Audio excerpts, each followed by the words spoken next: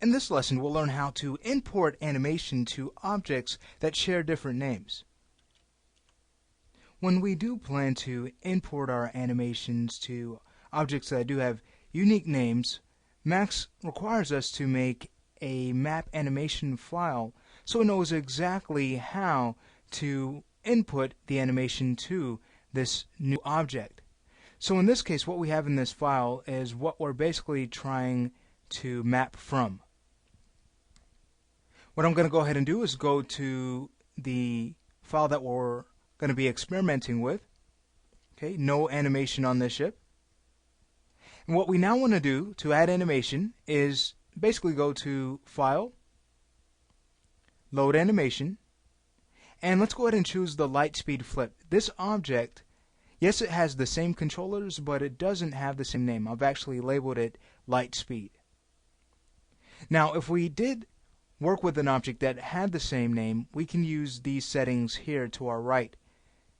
Using absolute would allow us to preserve the animation with no offset, or we could use relative if we like the offset. Okay, we can load it into the active controller if we'd like, and underneath we can either replace the animation altogether or insert this animation, which would push any pre-existing animation down in time. I'm going to go ahead and click Load Motion, and if you notice, Max now gives us a warning telling us that, okay, we need to create a map file because there are no tracks that are mapped.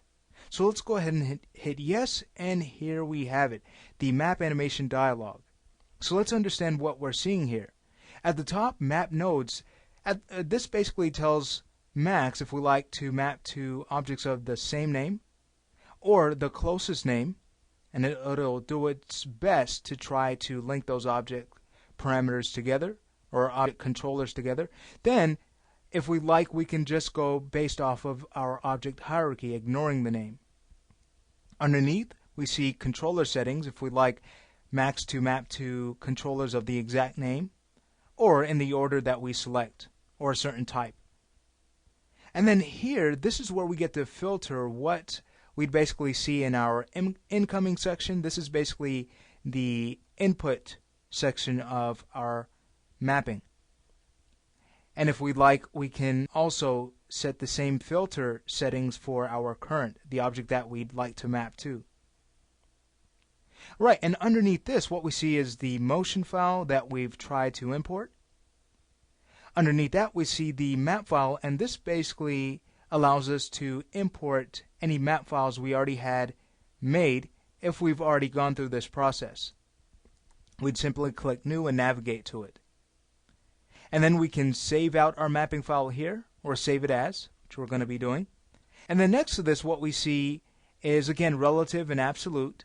Okay, so if we'd like to import it and preserve the animation, we'd want to click absolute, which is what we're going to be using. And then we can replace any pre-existing animation if we like, or inset, and again that would push the animation down. Alright, so let's go ahead and select the right controllers we'd like to map to and from. So for the incoming, I'm going to go ahead and choose Position, the entire position controller, and I'll control click Rotation. And then for our current object we'd like to map to, I'm going to go ahead and choose the same options.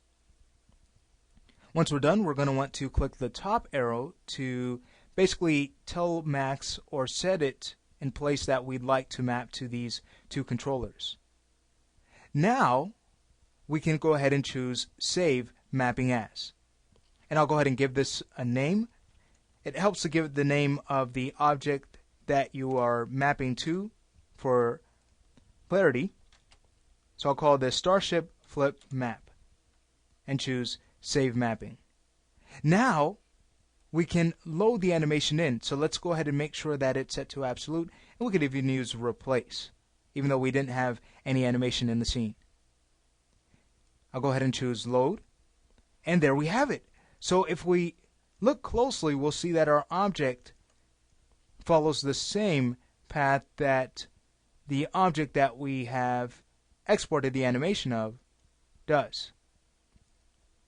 Great, so that's the process of importing animation into Max for objects that, again, do share unique names. And we saw the the benefit of working with this and how much time it can save us in our animation pipeline.